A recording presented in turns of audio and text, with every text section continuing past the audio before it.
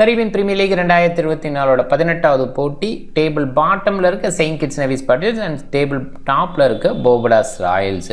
ஒரே ஒரு வெற்றி மட்டுமே செயின்ட் கிட்ஸ் நெவிஸ் பேட்ரியட்ஸுக்கு ஆரம்ப மேட்ச்சில் கிடச்சது. அதுக்கப்புறம் தோல்வி மட்டுமே இருக்குது. போபடாஸ் ராயல்ஸ் ஒரே ஒரு தோல்வி மட்டுமே வச்சுருக்காங்க. இப்போதைக்கு டாப்பில் இருக்காங்க. இந்த ரெண்டு டீமுக்கு இடையில மோதல்னு பார்க்கும்போது போபடாஸ் ராயல்ஸுக்கு அட்வான்டேஜ் அதிகமாக இருக்குது. ஹோம் அட்வான்டேஜ் வேறு அடிஷ்னலாக இருக்குது. பட் சில ஃபேக்டர்ஸ் இருக்குது, நிறைய டிஸ்கஸ் பண்ணுவோம். முழுமையான வீடியோ பாருங்கள். கண்டிப்பாக வித்தியாசமான ஐடியாக்கள் க்ளோஸ் டு ஜிஎல் போக வாய்ப்பாக இருக்கும். ஏன்னா நான் என்னோடய டீமை ஃபாலோ பண்ணுங்கன்னு சொல்ல மாட்டேன், ஆனால் டிப்ஸை ஃபாலோ பண்ணுங்கன்னு கண்டிப்பாக சொல்லுவேன். நிறைய விஷயங்கள் உள்ளுக்குள்ளே இருக்கும். இன்ஃபர்மேஷன் தெரிஞ்சுக்கிட்டு நீங்கள் டீம் போட பார்த்தீங்கன்னா க்ளோஸ் டு ஜிஎல் கண்டிப்பாக போகலாம். முயற்சி பண்ணுங்கள். @MSI Cricket 11 அப்படின்னு சர்ச் பண்ணி டெலகிராமில் ஜாயின் பண்ணிக்கோங்க. குழப்பம் இருந்ததுன்னா டாப் கமெண்ட்ல லிங்க் இருக்குது, கிளிக் பண்ணி ஜாயின் பண்ணிக்கோங்க. கன்சிஸ்டன்ட் ஓவல் போபடாஸில் தான் இந்த மேட்ச்சு. மழைக்கான வாய்ப்பு இருக்குது. கொஞ்சம் ஏர்லி டிலே இருக்கலாம். லேட்டர் பேஸில் லைன் இல்லை அப்படிங்கிற அந்த ஃபோக்காஸ்ட்டு, வெஸ்ட் இண்டீஸ் ஃபோக்காஸ்ட்டு அவ்வளோ ஈஸியாக நம்ப முடியாது. பட் நிறைய நேரங்களில் ஃபோக்காஸ்ட் இருந்தாலும் மேட்ச் நடக்கும். இந்த மேட்சை பொறுத்த வரைக்கும் ஏர்லி வெட் அவுட் ஃபீல்டு அப்படிங்கிற ஒரு விஷயம் இருக்கலாம். ஆன் டைமில் மேட்ச் ஸ்டார்ட் பண்ணாமல் லேட்டாக ஆரம்பிக்கிறதுக்கான வாய்ப்பு இருக்குது. அதை கொஞ்சம் மைண்ட் பண்ணிவிட்டு இன்வெஸ்ட் பண்ண பாருங்கள். மழை அப்படிங்கிற வகையிலேயே நிறைய நேரங்களில் நம்ம சொல்கிற பிச் ஃபேக்டர் அப்படியே இருக்குன்னு சொல்ல முடியாது. இது மாற்றி விடவும் செய்யும். அது ஒரு விஷயம். அடிஷ்னலாக ஷார்ட் அண்ட் கேமாக இருந்ததுன்னா இன்வெஸ்ட் பண்ணும்போது பார்த்து இன்வெஸ்ட் பண்ண வேண்டிய அந்த இடமும் இருக்குது. மைண்ட் பண்ணிக்கிங்க. September 18 4:30 AM. இதில் நைட் மேட்ச் அப்படிங்கிற அந்த ஒரு விஷயமும் இருக்குது. 4:30 AM ஏர்லி மார்னிங்காக இருக்குது. நம்ம எழுந்து உட்காந்துட்டு டாஸ் டிலே ஆகுது அப்படிங்கிற இடத்துல கரெக்டான 11 நம்ம பிக் பண்ணிடுவோம்னு சொல்ல முடியாது. அதை கொஞ்சம் மைண்ட் பண்ணிக்கோங்க. அண்ட் பேட்டிங் ஆட பேஸில் சில மாற்றங்கள் இருக்கலாம். ஷார்ட் அண்ட் கேமாக இருந்தால் அதெல்லாமே மைண்ட் பண்ணிவிட்டு நீங்கள் டீம் போட பாருங்கள். அவங்களோட டைமுக்கு 7 PM டியூ ஃபேக்டர் இல்லை அப்படின்னா கூட வெட் அவுட்ஃபீல்டு அப்படின்றதுனால அந்த டியூ மழைக்கான அந்த ஒரு விஷயம் இருக்கிறதுனால அது கிரிப் பண்ண பவுலர்ஸுக்கு கஷ்டமாக இருக்கலாம். 36 மேட்ச்சில் 21 பேட் ஃபஸ்ட்டு 15 சேசிங். ஸ்டில் இங்கே சேஸ் தான் ப்ரிஃபர் பண்ணுவாங்க கண்டிஷன் பேஸில். 157 ஆவரேஜ் டீசன்ட் நம்பர்னு சொல்கிறோம். இந்த சீசனில் 200 கூட இந்த பர்டிகுலர் கிரவுண்டில் வந்திருக்கு. அதனால் எதிர்பார்க்கறது டீசன்ட் ஸ்கோர். பட் மழை பெய்யுது அப்படின்றதுனால எந்த மாதிரி பிச்சை மாற்றும் அப்படின்னு கெஸ் பண்ணி சொல்ல முடியாது. போபடாஸை பொறுத்த வரைக்கும் ஏர்லியாக கொஞ்சம் நின்று வரும், ட்ரிக்கியாக இருக்கும். லேட்டர் பேஸில் பேட்டுக்கு எளிதாக இருக்கும். பட் மழை பெஞ்சதுன்னா ஏர்லியாக பேட்டருக்கு ஈஸியாக இருக்கும். அந்த குயிக்காக ஒரு எக்ஸ்ட்ரா ஒரு ஸ்கிட் இருக்கும். அது பேட்டருக்கு ஈஸியாக இருக்கிற ஒரு விஷயமா மாறும். அதையும் மைண்ட் பண்ணிக்கிங்க. செயின்ட் கிட்ஸ் நெவிஸ் பேட்ரியட்ஸ் 220க்கு 4 அப்படிங்கிற ஹை ஸ்கோர் அங்கே பதிவு பண்ணியிருக்காங்க.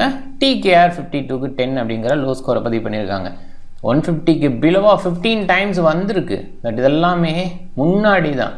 ரீசன்ட் டேஸில் இங்கே நல்லாவே ஸ்கோர் வருது. மைண்ட் பண்ணிக்கிங்க. சேஸ் பண்ணுற டீம் ஜெயிக்கிறதுக்கான வாய்ப்புன்னு யோசிச்சு போக வேண்டியது இருக்குது. ஸ்டில் போபடாஸுக்கு அட்வான்டேஜ் அதிகமாக இருக்குது. செயின்ட் கிட்ஸ் நெவிஸ் பேட்ரியட்ஸ் ஒரு பாயிண்டில் கான்ஃபிடன்ட் பேஸில் டவுனாக இருக்கிற ஃபீலு. அண்ட் 190க்கு அபோவா 6 டைம்ஸ், 170 அபோவா 13 டைம்ஸ் அப்படின்னு இருந்திருக்கு. போபடாஸ் ராயல்ஸ் டாப் ஆடல Quinton and Kadeem Alleyne open பண்ணுறாங்க. ரக்கிம் கான்வெல் வச்சு ஓப்பன் பண்ணாங்க. Cornwall 3 in a row first ஓவர்லேயே அவுட் ஆனார் அப்படிங்கிறது மட்டும் இல்லை, 0ல் அவுட் ஆனார். ஸோ அந்த விஷயம் கண்டிப்பாக இந்த டீம் மேனேஜ்மெண்ட்டு யோசிக்க வச்சுருக்கு. Kadeem Alleyne super player, power பிளேவை யூட்டிலைஸ் பண்ணக்கூடிய பிளேயர், நல்ல ஹார்ட் ஹிட்டிங் எபிலிட்டி இருக்குது. அதனால் அவரை டாப்பில் ப்ரொமோட் பண்ணுறாங்க. வித் குவிண்டன் செம ஃபார்மில் இருக்கார். கன்சிஸ்டன்ட் ஷோ பண்ணுறாரு. போன மேட்ச் செஞ்சுரி. கண்டிப்பாக ஒரு கான்ஃபிடென்ட் பிளேயராக இப்போதைக்கு இருந்துகிட்ருக்கார். இந்த ஃபார்மட் மட்டுமே விளையாடுற மாதிரி இருக்கிறதுனால இன்னுமே அவரோட கேமை இம்ப்ரூவ் பண்ணிக்க முடியும். ரெஸ்பான்சிபிலிட்டியை இழந்து போகிறதுங்கிறது நிறைய நேரங்களில் டவுன் பண்ண வைக்கும். அது இல்லைன்னு சொல்லலை. பட் இவர் இதில் கான்சன்ட்ரேட் பண்ணி இப்போ பண்ண ஆரம்பிச்சிட்டாரு. இதுக்கு முன்னாடி கொஞ்சம் டவுனாக தான் இருந்தார். மைண்ட் பண்ணிக்க குழப்பம் இருக்கும், ஃப்ரீ மைண்ட் இருக்காது. இதுக்கு முன்னாடி ஒர்க் பண்ணிவிட்டு திடீர்னு ஒர்க் பண்ணாமல் இருந்தால் அது டிஸ்டர்ப் பண்ணுற ஒரு விஷயமா இருக்கும். பட் இப்போ கொஞ்சம் நார்மலாக இருக்கார். டீசெண்டாக விளையாண்டுட்டு இருக்கார். குவிண்டன் சைட்லேருந்து நல்ல அவுட்புட். குறிப்பாக இந்த மாதிரி கண்டிஷன் அவருக்கு ஃபேவர்னு சொல்லலாம். ஏர்லி ஸ்விங் பெருசாக கிடைக்காது. ஓப்பனர்ஸ் என்ஜாய் பண்ணுற மாதிரி நியூ பால் பேட்டுக்கு வரும். இது வெஸ்ட் இண்டீஸ் கண்டிஷனில் தொடர்ந்து நம்ம பார்க்குற ஒரு விஷயம். அந்த இடத்துல குவிண்டன் நல்ல ஒரு அவுட்புட்டை கொடுத்துக்கிட்டு இருக்காரு. அத்தனேஸ் நல்ல டேலண்டட். பட் இது வரைக்கும் பெரிய சைன் அவர்கிட்ட வரலை. ரிவால்டோ கிளார்க்கு போன மேட்ச் லேட்டாக வந்தார். டாப் ஆட ஓரளவுக்கு ஸ்டெபிலிட்டி கொடுத்துட்டதுனால ரோமன் பால், டேவிட் மில்லர், ஜேசன் ஹோல்டர்லாம் போயிட்டு ரிவால்டோ கிளார்க் லேட்டாக வந்தார். ஒரு இடத்துல டாப் ஆர்டர் கொலாப்ஸ் ஆச்சுன்னா ரிவால்டோ கிளார்க் மாதிரி பிளேயர் யங்ஸ்டர் தான் இருந்தால் கூட ஒரு ஸ்டெபிலிட்டி கொடுத்து ஆடக்கூடிய அந்த ஷோவை பண்ணுறாரு. ஸோ அதனால ரிவால்டோ கிளார்க்கை கன்சிடர் பண்ணுவாங்க டாப் ஆர்டரில் கொண்டு வர. டாப் ஆர்டர் ஃபெயில் ஆகும்போது ரோமான் பால், டேவிட் மில்லர், ஜேசன் ஹோல்டர் இவங்கெல்லாம் சூப்பரான ஃபினிஷர்ஸாக இருந்திருக்காங்க. அதனால் இந்த டீமுக்கு ஃபினிஷிங் டேஸில் ஒரு நல்ல ஸ்ட்ராங் அவுட்புட் கொடுக்க முடியும். And Keshav Maharaj decent player, Theekshana 2 quality spinners. Naveen உல்காக்கு இந்த சீசனில் கொஞ்சம் டவுனாக இருக்கார், பட் இந்த ஃபார்மேட்டுக்கு நல்ல பிளேயராக இருந்திருக்காரு. ஒபேன் மெக்கே ஒரு மேட்ச்சில் நல்லா பண்ணுறாரு, ஒரு மேட்ச்சில் டவுன் பண்ணுறாரு. போன மேட்ச்சு டவுன் பண்ணியிருக்காரு, இந்த மேட்ச் நல்லா பண்ணுறதுக்கு வாய்ப்பு இருக்குமா பார்க்கணும். Saint Kitts Nevis Patriots top order Evin Lewis, Fletcher, Kyle Mayers, Rossouw இவங்களெல்லாம் பார்க்கும்போது இந்த டீம் தோக்குமா அப்படிங்கிற அந்த கேள்வி வருது. ஏன்னா இந்த ஃபார்மேட்டில் சிபிஎல்லில் அதிகபட்ச ஸ்கோர் அடித்தது லிஸ்ட்டில் ஃப்ளெச்சர் இருக்கார், லெவிஸ் அதுக்கப்புறம் இருக்கார் அந்த லிஸ்ட்டில். அப்படி இருந்துமே இவங்க டீமில் சக்ஸஸ் இல்லை அப்படிங்கிற அந்த ஒரு இடம் இருக்குது. அதை தாண்டி கீழே வர்றோம் அப்படின்னா ஹசரங்கா மாதிரி வேர்ல்ட் குவாலிட்டி பவுலர், குறிப்பாக வெஸ்ட் இண்டீஸ் கண்டிஷனில் வெஸ்ட் இண்டீஸ் பேட்டர்ஸ்க்கு எகென்ஸ்டாக வர மாதிரி பவுலர் திணறடிப்பாங்க. அந்த இடத்துல இப்போ ரீசெண்டாக அவர் வந்தால் கூட சக்ஸஸ் கிடைக்கல. இன்னொரு பக்கம் Nokia, Shamsi 2 south African bowlers இருக்காங்க. இவங்க நிறைய பக்கம் போய் விளையாடுறாங்க. சம்சி அனாத்ராக் ஸ்பின்னர் குவாலிட்டி அவுட்புட் கொடுக்குறாரு. நோக்கியாவோட ஃபார்மும் டீசெண்டாக இருக்குது. இந்த சீசனில் விக்கெட் டேக்கிங்கில் டாப்பில் இருக்கார். இந்த மாதிரி இருந்துமே செயின்ட் கிட்ஸ் நெவிஸ் பேட்ரியட்ஸ் அவ்வளோ சக்ஸஸ் கொடுக்கல அப்படிங்கிறது தான் இங்கே ஃபேக்ட்ரு.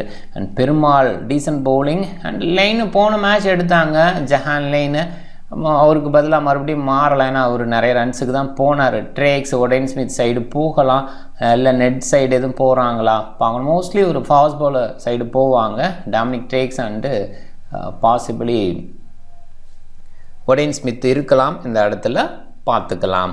அண்ட் ஓவராலாக நம்புற அளவுக்கு ஒடேன் ஸ்மித்தோட ஆல்ரவுண்ட் பர்ஃபார்மன்ஸ் இல்லை. குறிப்பாக அவரோட ஃபீல்டு ஒஸ்ட்டு ரொம்ப ஒஸ்ட்டாக இருக்குது. நிறைய கேச்சஸை ட்ராப் பண்ணிட்டார் அப்படின்றது இருக்குது. அண்ட் பவுலிங் டேஸில் நிறைய ரன்ஸை லீக் பண்ணார். ஆரம்பத்தில் அந்தளவுக்கு யோசிக்கல அவரோட பவுலிங், அதுவே அவரோட கான்ஃபிடென்ட் டவுன் பண்ணிச்சுன்னு சொல்லலாம். அண்ட் கேப்டன்சி லெவலில் ஃப்ளெச்சர் அந்தளவுக்கு கிரேட்டாக இல்லை. டாமினிக் ட்ரேக்ஸு கரெக்டான லைன் எடுத்து வீசுகிறதே இல்லை. டோட்டலாகவே டாமினேட் பண்ணாங்க அவருக்கு எகென்ஸ்டாக பேட்டிங்கில். ஸோ அதனால் அவரையுமே வெளியில் வைக்க வேண்டிய சூழல் இருக்குது. பார்க்கலாம், லைனுக்கு பதிலாக ட்ரேக்ஸ், ஒடேன் ஸ்மித் வர்றதுக்கான வாய்ப்பு இன்றைக்கி யோசிக்கப்படுது. 2 டீம் அப்படின்னு பார்க்கும்போது டாப் கொஞ்சம் வீக்காக இருக்கிற ஃபீல் இருக்குது. போபடாஸ் ராயல்ஸ், குன்னடிக்காக்கு மட்டும்தான் அங்கே டாப்பில் நல்லா இருக்கார். அதே நேரத்தில் அத்தனீஸ், கிளார்க் இவங்கெல்லாம் டேலண்டட் யங்ஸ்டர்ஸ், அதில் டவுட் இல்லை. பட் எக்ஸ்பீரியன்ஸ் பேஸில் டவுனாக இருக்கனால அங்கே வீக்காக ஃபீல் பண்ணப்படுது. ஆனால் மிடில் ஆர்டர் ரொம்ப ஸ்ட்ராங்காக இருக்காங்க. பவல், மில்லரு, ஹோல்டரு அண்ட் எண்டில் மகாராஜா அப்படிங்கிற மாதிரி ஓரளவுக்கு டீசன்ட் பேட்டிங் மிடில் இருக்குது. இந்த யூனிட்டும் பார்க்கும்போது டாப் சூப்பராக இருக்குது. Evin Lewis, ஃப்ளெச்சரு, GAIL மையர்ஸு, really Rousseau அப்படின்னு பார்க்கும்போது இந்த டாப் சூப்பர். என்ன சொல்லப்போனால் மிக்கிலே லூயிஸ் சூப்பராக பண்ணிகிட்ருக்காரு, அது பார்க்கணும். அண்ட் வனிண்டு ஹசரங்கா, கிளாக்சன் இவங்களும் நல்லா இருக்காங்க. அதில் கிளாக்சன் ஸ்பின்னுக்கு எகென்ஸ்டாக கஷ்டப்படுவார். அண்ட் இந்த ஃபினிஷிங்கில் கொஞ்சம் ஸ்பின்னர்ஸை பயன்படுத்தலாங்கிற ஆங்கிளில் யோசிச்சுக்கலாம். தீக்ஷனாவை கொஞ்சம் லேட்டாக கிளாக்சனுக்காகவே வச்சுக்கலாம். நான் பேசரை பயங்கரமாக ஹேண்டில் பண்ண ஒரு நியூசிலாண்டர் அப்படிங்கும்போது பேசரை ஹேண்டில் பண்ணுற விதம் ரொம்பவே நல்லாயிருக்கும். அதனால் ஸ்பின்னர் இவருக்கு அகென்ஸ்டாக வச்சுக்கலாங்கிற தாட் இருக்கும். ஏன்னா கிளாக்சன் கொஞ்சம் முன்னாடி வந்தாலும் வரலாம். பேட்டிங் டேஸில் ஹசரங்காவுக்கு முன்னாடியோ இல்லை மிக்கில் லீஸ்க்கு முன்னாடியோ, ஏன்னா போன மேட்ச் பொறுத்த வரைக்கும் பவுலிங் டேஸ்லையும் பயன்படுத்தினாங்க. ஸோ அதனால் கொஞ்சம் ப்ரொமோட் கூட பண்ணலாம். அண்டு ஓரளவுக்கு பேட்டிங் லைன் வரைக்கும் இருக்காங்க. பெருமாள், நோக்கியா, சம்சிங்க பவுலிங் ஆப்ஷன்னு பார்க்கும்போது இங்கே வீக் லிங்க் சைடு பவுல் பண்ணும்போது ஒரு இடத்துல மையஸ் கொஞ்சம் பெட்டர் விக்கெட் டேக்கிங்கில் வரலாம். அங்கே டாப்பில் பவுல் பண்ணும்போது மையஸ் கொஞ்சம் பெட்டர் விக்கெட் டேக்கிங்கில், இல்லை ஆண்ட்ரிக் நோக்கியா கூட சப்போர்ட் பண்ணும்போது இவருக்கும் கூட அந்த இடத்துல விக்கெட் விழலாம்.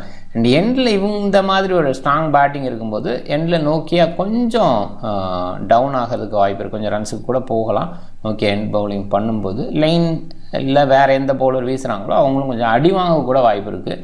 இது கொஞ்சம் யோசித்து போனால் இப்படி யோசிக்கலாம். பவுலிங் ஆப்ஷன் 2 சைடுமே ஹெவி தான். பட் லிமிட்டாக இங்கே ரோமான் பால் யூஸ் பண்ணுறாரு. ஒரு ப்ராப்பர் கேப்டன் அப்படிங்கிறது இப்போ ரீசெண்டாக இருக்கிற ஒரு விஷயம். அதனால் இந்த 5 பவுலர் ஸ்டிக்கில் மோஸ்ட்லி இருக்கார். ரோமான் பால் அவர் பவுல் பண்ணுறது இல்லை. ரிமைனிங் 5 பவுலர்ஸும் 4 ஓவர்ஸ் வீசுகிறாங்க. அண்ட் அதில் ஸ்லாக் ஓவரில் ஜேசன் ஹோல்டர் அண்ட் ரொபின் மெக்கே வீசுகிறாங்க. சில நேரங்களில் நவீன் வீசுகிறார். நவீன் கொஞ்சம் முன்னாடி கூட வீசுகிறார். இங்கே பவுலிங் ஆப்ஷன் கொஞ்சம் ஹெவி. மையர்ஸு, ஹசரங்கா, ஜோஸ் கிளாக்சன் போன மேட்ச் உள்ள வந்தார். லேன், பெருமாள், நோக்கியா சம்சி இவங்கெல்லாம் ஆப்ஷனில் இருக்காங்க. லைனுக்கு பதிலாக வேறு யார் மாறுறாங்கன்னு பார்த்துங்க. ஹசரங்கா நோக்கியா சம்சி ஃபுல் கோட்டா வீசுறதுக்கான வாய்ப்பு, ஏன்னா ஓவர்சீஸ் அப்படின்றனால ப்ரையாரிட்டி கொடுப்பாங்க. லைன் அண்ட் நோக்கியா எண்டோரில் வீசலாம். ட்ராக்ஸோ இல்லை ஒடேன் ஸ்மித்தோ தான் எண்டோருக்கு வர்றதுக்கான வாய்ப்பு.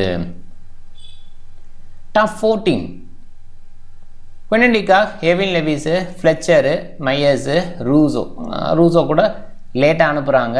இவங்கெல்லாம் கொஞ்சம் டாப்பில் வர்ற பிளேயர்ஸு, அதெல்லாம் எடுத்துக்கலாம். ரெயின்ஃபால் மேட்ச் இருக்குது அப்படிங்கிற அந்த மாதிரி இடத்துல கொஞ்சம் டாப் ஆர்டரை பிக் பண்ணிக்கிறது பெட்டர் சாய்ஸு.